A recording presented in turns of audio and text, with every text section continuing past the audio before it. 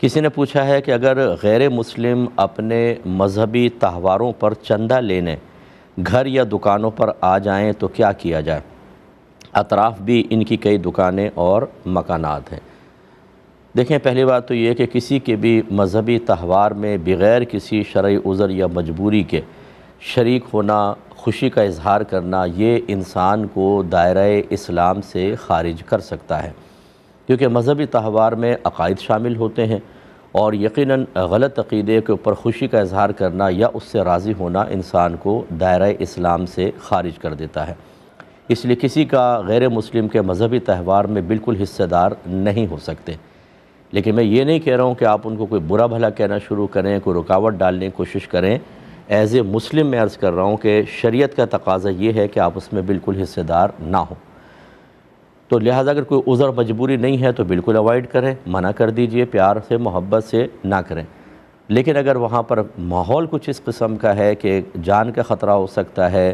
کوئی بعد میں مخالفتوں کا خطرہ ہو سکتا ہے، جیسے کہ بعض جگہ ایسی سینسٹیو ہیں کہ وہاں پر اگر اس طرح کی چیزوں کو اوائڈ کیا جائے تو نگاہوں میں لے لیتے ہیں اور بعد میں وہاں پر مسائل ہوتے ہیں۔ لیکن واقعی صحیح خوف ہونا چاہیے، یہ نہیں کہ شاید ایسا ہو جائے، شاید سے کوئی نہیں چلے گا، یقین ہونا چاہیے۔ تو ایسی صورت میں پھر صرف کسی مذہبی تہوار میں تعاون کی نیت سے نہیں، بلکہ اپنے آپ کو فی الحال یا مستقبل میں کسی نقصان سے، بڑے نقصان سے بچانے کی نیت سے تھوڑا بہت دے دیا جائے تو اس کی گنجائش نکلے گی اور اس میں انسان گناہگار نہیں ہوگا۔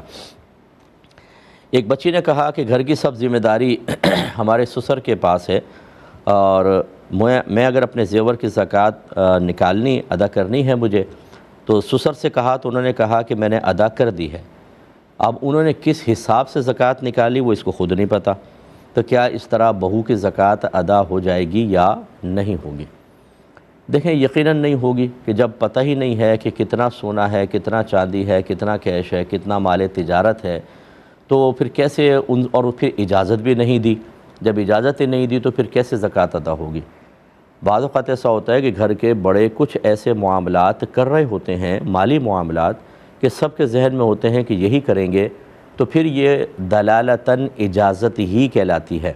دلالتاً کا مطلب ایک ہوتا ہے کہ صراحتاً زبان سے کہنا، ایک ہے کہ زبان سے تو نہ کہیں لیکن اشارے کنائے میں یا ماحول ایسا ہو کہ ہم خود اندازہ کر لیں کہ اجازت ہے، اس کو دلالتاً اجازت کہتے ہیں۔ جیسے مثال کے طور پہ بعض اوقات گھر کے بڑے سب کی طرف سے صدقہ فطر ادا کرتے ہیں تو سب کو پتہ ہوتا ہے۔ اسی طرح قربانی ایک گائے لاتے ہیں ہر سال، سب کی طرف سے سب کے حصے وہی کرتے ہیں والد صاحب، تو اس کا مطلب ہے یہ تو پھر ایسی چیز ہے۔ لیکن زکوٰۃ ایک ایسی چیز نہیں ہے کہ یہ ایک شخص سب کی طرف سے نکالے، کیونکہ اس میں مال کی مقدار کا معلوم ہونا ضروری ہے، قربانی میں نہیں معلوم ہونا ضروری ہے۔ یعنی قربانی میں تو اتنا ہے نا کہ اگر واجب نہیں ہے تو نفلی ادا ہو جائے گا،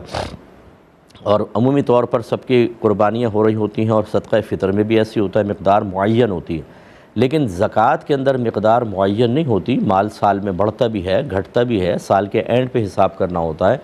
اور پھر اگر زکوٰۃ کے معاملات گھر کا کوئی بڑا سب کے حل نہیں کر رہا تو پھر ہر ایک کو اپنا اپنا حساب کرنا چاہیے۔ تو خلاصہ کلام یہ ہے کہ اس طرح زکوٰۃ ادا نہیں ہوگی، جو پہلے ہوئی ہے اس کو دوبارہ ادا کیا جائے، یعنی لڑکی خود بہو ادا کرے،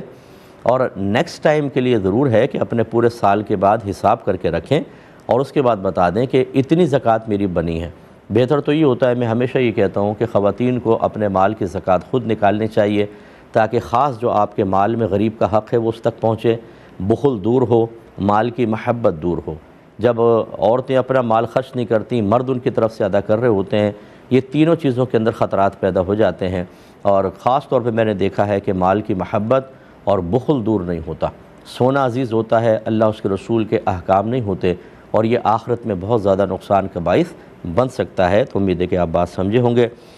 ایسے زکوٰۃ کے بارے میں کویشچن ہے کہ شوہر نے بیوی کو 3.5 تولہ زیور استعمال کے لیے دیا ہے، صرف استعمال کے لیے، اور شوہر کا اپنا جو ہے وہ 1.5 تولہ سونا ہے اور 8 تولہ چاندی ہے، کچھ مال تجارت بھی ہے۔ ہر سال بیوی اپنے زیور کی زکوٰۃ ادا کرتی ہے اور شوہر اس جو بیوی کے پاس 3.5 تولہ ہے اس کی بھی، اور باقی اپنے مال تجارت کی زکوٰۃ دیتا ہے۔ کیا یہ درست ہے کہ نہیں؟ یہ بالکل درست ہے۔ زوجہ کو اگر شوہر نے 3.5 تولہ زیور صرف استعمال کے لیے دیا ہے تو استعمالی زیور ملکیت میں نہیں ہوتا، اور جب ملکیت میں نہیں ہے تو اس پر زکوٰۃ نہیں بنے گی۔ لہٰذا بیوی پر تو اس کی زکوٰۃ نہیں ہے، بیوی کے پاس اپنا اگر زیور ہے، کیش وغیرہ ہے، وہ اپنی زکوٰۃ دے گی۔ اس 3.5 پر شوہر کو زکوٰۃ دینی ہے، اور جیسے وہ بتا رہے ہیں کہ وہ دیتے ہیں تو انشاءاللہ زکوٰۃ ادا ہو جائے گی، اور یہی بالکل درست اور صحیح طریقہ ہے، اسی طرح کرنا چاہیے۔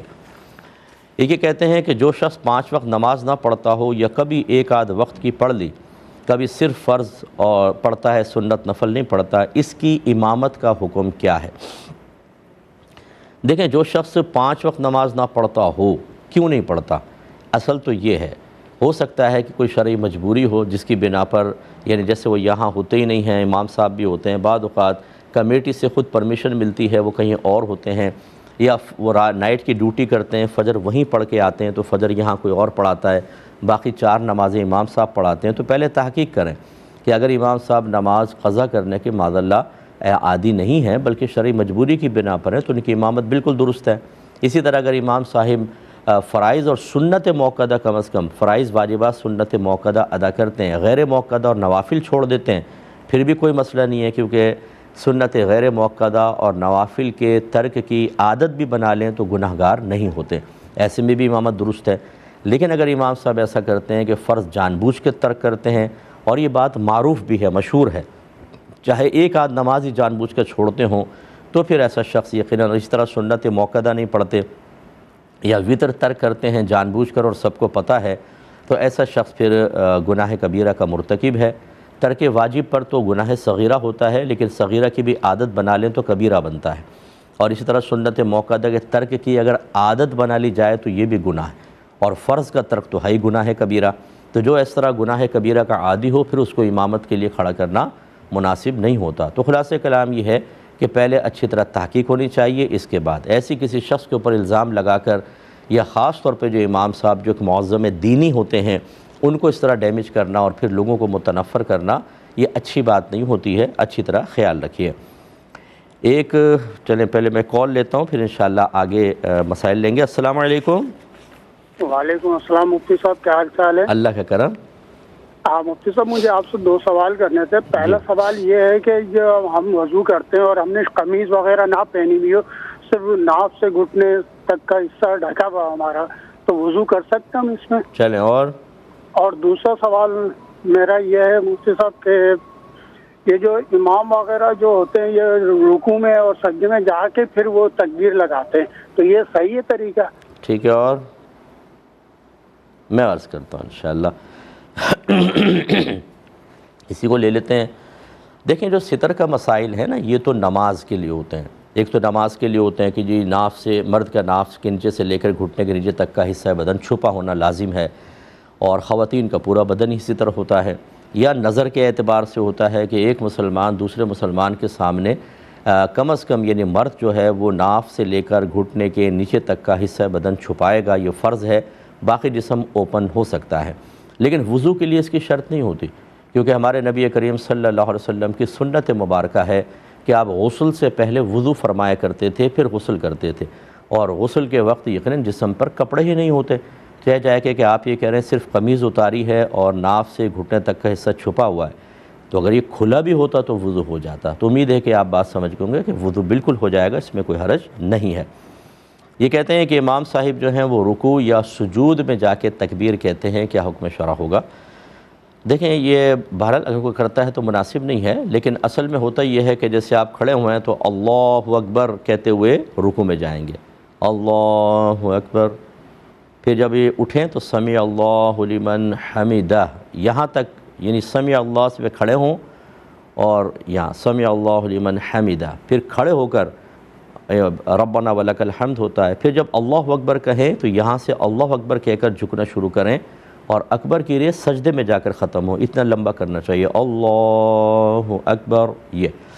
تو اگر وہ امام صاحب خاموشی سے چلے جاتے ہیں، وہاں جا کے اللہ اکبر کہتے ہیں، تو پھر پبلک کو کیسے پتہ چلے گا؟ خصوصاً پیچھے والوں کو، آگے صف تو پتہ چل جائے گا کہ جھک رہے ہیں، پچھلی صف کو تب پتہ چلے گا جب امام صاحب سجدے میں جا کر اللہ اکبر کہیں گے، تو اس وقت وہ سجدے میں جائیں گے۔ تو اس لیے یہ چیز مناسب نہیں، سنت کے مطابق وہی ہے جو ہم نے عرض کیا۔ آپ مطلب پہلے غور کریں اچھی طریقے سے، بعض اوقات آپ کو سننے میں فرق ہوتا ہے، ایک دفعہ سنیں، دوسری دفعہ، تیسری دفعہ، پھر کمیٹی سے گزارش کر دیں امام صاحب سے ڈائریکٹ نہ کریں، ہو سکتا ہے کہ ناراض ہو جائیں، کمیٹی سے گزارش کریں کہ ایسا ہو رہا ہے، وہ پیار محبت سے بات کر لیں گے انشاءاللہ۔